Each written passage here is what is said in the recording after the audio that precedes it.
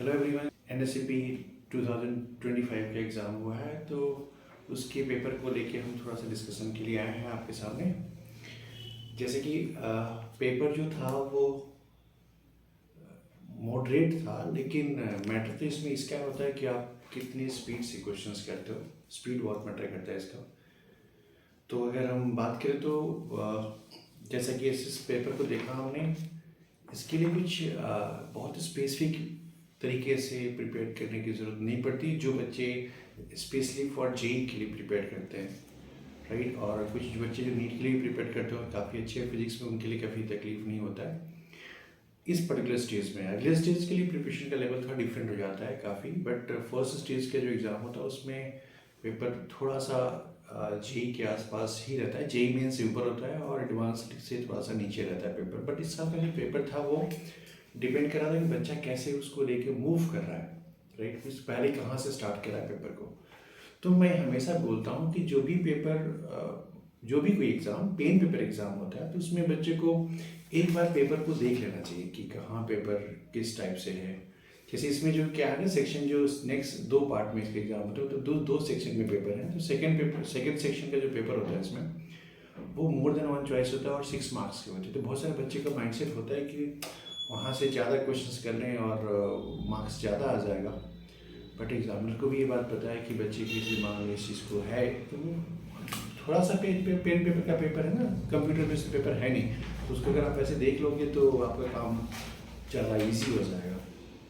तो number of questions भी ज़्यादा है, 60 क्वेश्चंस हैं। तो ये ऑलमोस्ट फिजिक्स के सारे टॉपिक को ये कवर कर लेते हैं, चाहे वो मैकेनिक्स का सेक्शन हो, चाहे वो वेव का सेक्शन हो, चाहे वो हीट का सेक्शन हो, चाहे वो मॉडर्न फिजिक्स का सेक्शन हो, राइट। तो सारे पार्ट हैं, बट ये है कि आप किस स्पीड से क्वेश्चंस कर रहे हो, राइट। ये तो बात होगी स्पीड वाली। और आपका जो प्रिपरेशन का लेवल है उसमें आप किस तरीके से बुक्स को यूज़ करते हो, किस तरीके से कोचिंग इंस्टीट्यूट के मॉड्यूल को यूज़ करते हो, या फिर कैसे कर रहे हो। तो बेसिक यहाँ पे क्या है कि ये मेनली बेसिक कंसेप्ट आपको कितना क्लियर है, ये बहुत इंपॉर्टेंट है। हर क्वेश्चंस बहुत बेसिक हैं, काफ़ी ज़्यादा हाई फाई कंसेप्ट यूज़ नहीं किए गए इस पर के पेपर में, बट हर टॉपिक को टच किया गया है। That is most important. चाहे वो वेव का क्वेश्चन हो, चाहे वो फोटोलिटिक इफेक्ट का क्वेश्चन हो, चाहे वो इलेक्ट्रोडायनेमिक्स से क्वेश्चन हो, चाहे वो इलेक्ट्रोस्टैटिक्स से क्वेश्चन हो। इलेक्ट्रोस्टैटिक्स से क्वेश्चन ज़्यादा इम्फेसाइज किया गया इस बार। रे ऑप्टिक्स पे भी ध्यान दिया गया है ना, रोटेशनल डायनामिक्स के ऊपर भी ध्यान दिया गया है। तो और जहाँ तक मैं अगर गलत नहीं बोलूँ तो जो बच्चे हमसे पढ़ते हैं, मैं मेनली इस बात को सोचता हूँ कि जो बच्चे आईआईटी के लिए पढ़ रहे हैं, अगर उस सिलेबस को ठीक से पढ़ते रहें तो स्टेज 1 उनके लिए क्वालिफाई करना बहुत आसान हो जाता है, मेनली फॉर क्लास 12। और जो बच्चे क्लास 11th में इसको क्रैक करना चाहते हैं तो वर्चुअली उनकी क्लास 12th खत्म होनी चाहिए, बिकॉज मैक्सिमम क्वेश्चन जो है, रेशियो अगर देखो तो 70-30 का रेशियो है। 70% क्वेश्चन ऑलमोस्ट क्लास 12 से आए हैं, तो आपका 12th का पार्ट होना चाहिए। अगर अभी अच्छे से होना चाहिए, ऐसा नहीं कि थोड़ा सा मुझे पता है 12th के बारे में और हम दे देंगे, ऐसा नहीं हो सकता। तो वो बच्चे जो कि क्लास 11th में इस एग्ज़ाम को क्रैक करना चाहते हैं, वो क्लास 9 से ही अपना प्रिपरेशन स्टार्ट कर लेते हैं। 9 की मिडिल से भी करते हैं तो ऐसा कोई दिक्कत नहीं है उनको, लेकिन वो प्रॉपरली पढ़ेंगे फिजिक्स को।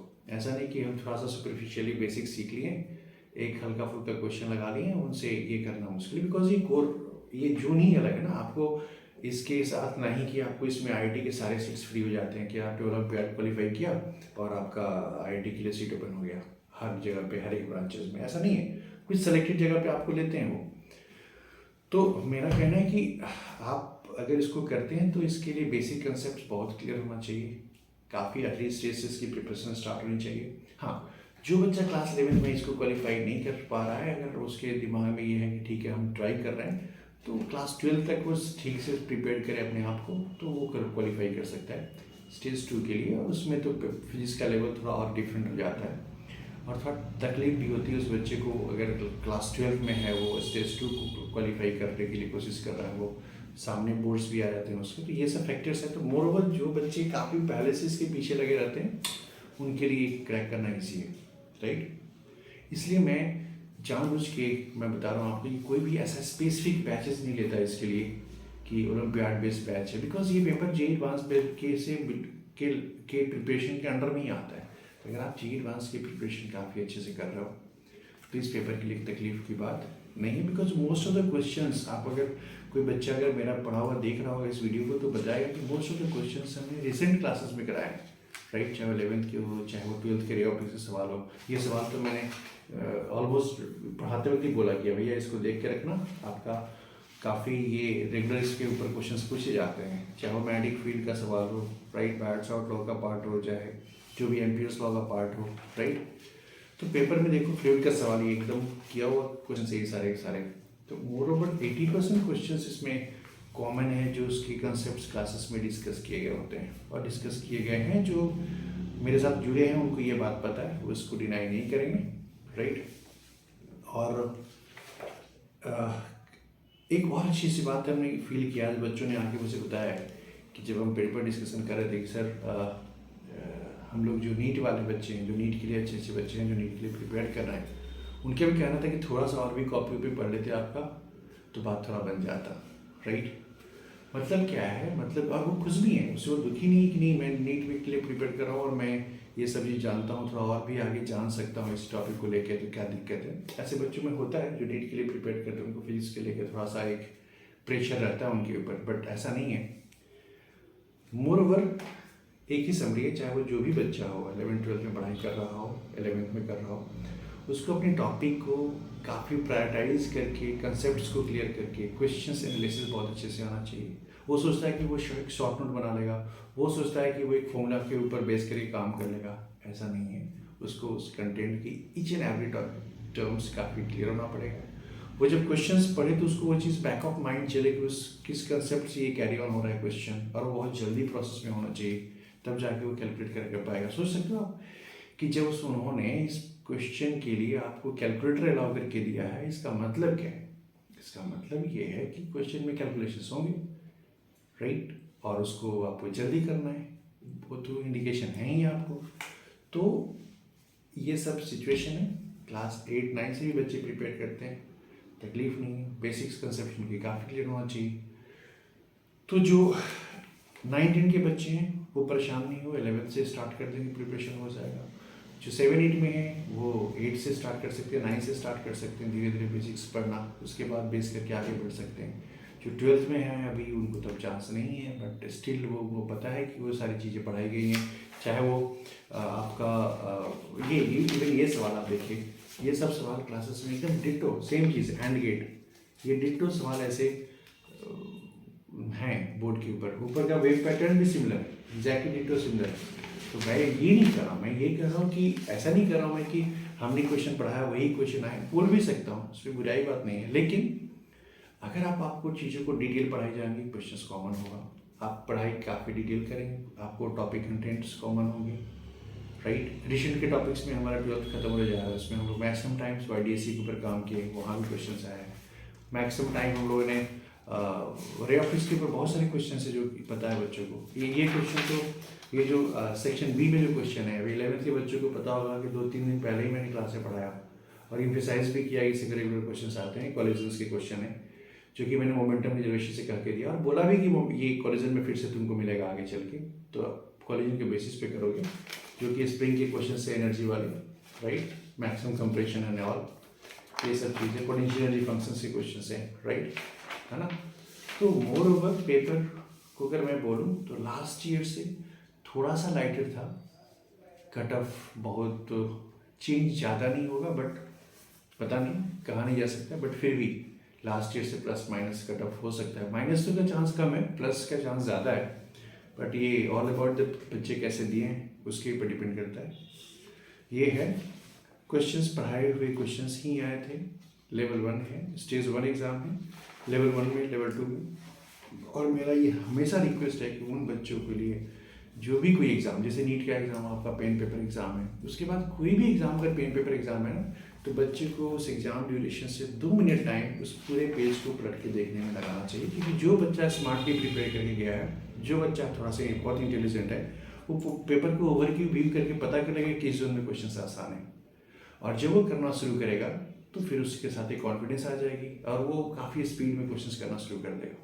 लेकिन अगर पहला ही क्वेश्चन, सेकेंड क्वेश्चन में आप फंस जाते हो तो थोड़ा सा एक प्रेशर आता है एग्ज़ाम के अंदर, राइट।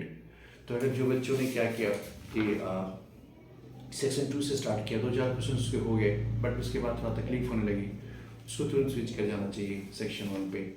लेकिन जो सेक्शन 1 से स्टार्ट किए वो भी थोड़ा सा कुछ बच्चों ने सोचा होगा कि नहीं अब क्वेश्चन हमसे कब बचे हुए हैं, सेक्शन 2 कर लेते हैं, ज़्यादा मार्क्स आएगा वहाँ पे, बट उस चक्कर में कुछ सेक्शन 1 के आसान क्वेश्चन छोड़ दिए।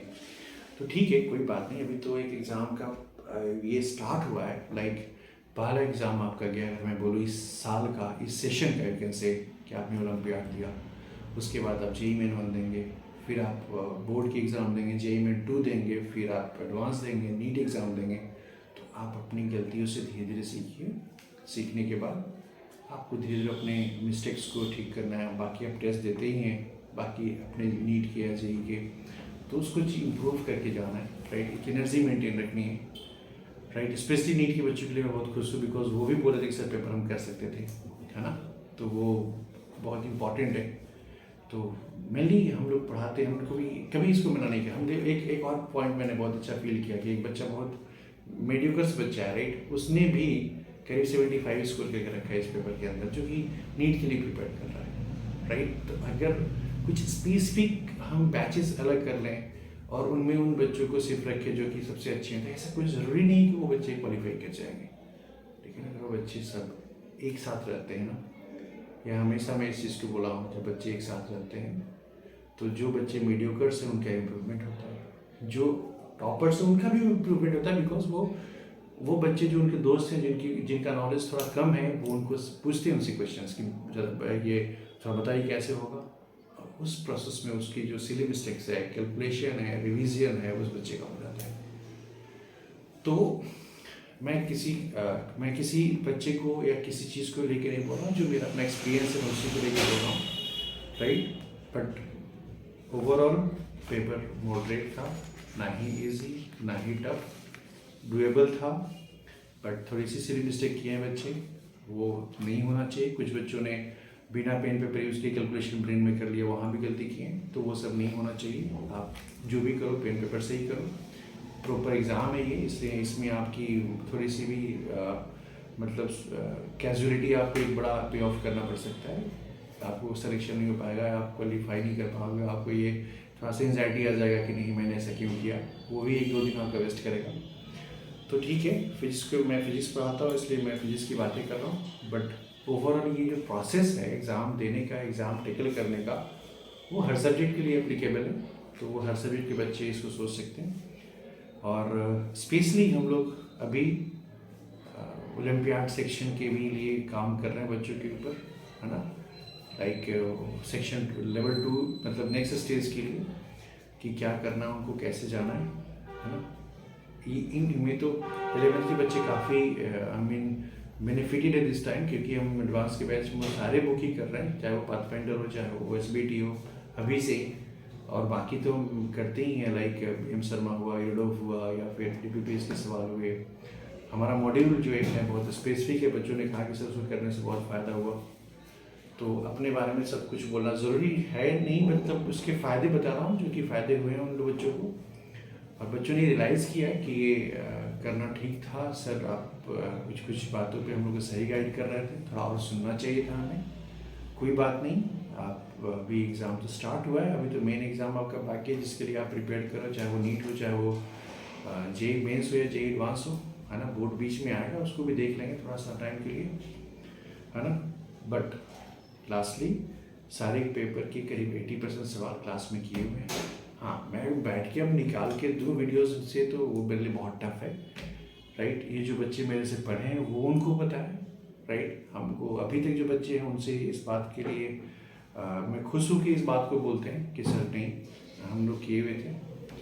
तो और क्या बताऊँ, मैं ऐसे करके मैं कुछ सजेशंस आपको देते रहूँगा, डेफिनेटली कुछ ना कुछ फ़ायदे होंगे। मुझे इसके लिए बहुत अच्छा लग रहा है, बिकॉज ये जो सवाल था ना लेंस के, वो मैं क्लास में डाल के बोल रहा था कि देखो इस पर ही ज़्यादा सवाल आता है, आप करके देखो। इवन 2 दिन पहले मैंने फोटोरेटिक इफेक्ट पढ़ाया, राइट, कल शाम को पढ़ाया, और उससे एक क्वेश्चन था, और मैं उस क्लास में बोला भी हूँ कि ये टॉपिक बहुत क्रूशियल है, इसको ध्यान रखना, हर एग्ज़ाम में हर 1-2 साल के बाद पूछ ही देता है, राइट। चाहे YDSC का सवाल हो, डॉपलर इफेक्ट का सवाल हो, ये आपका थर्मोडायनामिक्स का सवाल हो, राइट? कैसा हम लोगों ने डिस्कस किया है, ठीक ना? और आपको लग रहा होगा कि शायद मैं बहुत सारी बातें बोल रहा हूँ इस वीडियो में, बट मुझे पता नहीं कि ऑनलाइन में कुछ बोलने के लिए कितने अच्छे से सिंक्रोनाइज और प्लान करके आना पड़ता है। ये मुझे कभी अभी भी कैजुअली में बात कर रहा हूँ, तो उस तरीके से मैं कभी बनूंगा भी नहीं, राइट? कि कुछ आदमी का कुछ लिमिटेशंस होता है कि वो उस तरीके से प्रोफेशनली नई चीज़ों को आके बोल पाए, बट अंदर से पता है मुझे, मेरे बच्चों को पता है कि हमने उनको कैसे पढ़ाया और क्या आया, राइट? ठीक है ना? तब तक इतना ही रखते हैं इस वीडियो में। अगली बार हम आपको जेईई मेंस के लिए भी कुछ सजेशन देंगे, जिससे वो सारे बच्चों को फ़ायदा होगा जो कि हमारे यहाँ पढ़ते हैं और हमारे यहाँ नहीं भी पढ़ते हैं, है ना? सो चटा, बाय बाय, ठीक है? ध्यान रखिए, ठंडी है, पढ़ाई कीजिए, ठंडी आने वाली है इसलिए ठीक से पढ़िए और एनर्जी बना के रखिए जेईई मेन के लिए। अगला टारगेट जेईई मेन 1 है, राइट? सेशन 1 में, ठीक है? Bye bye.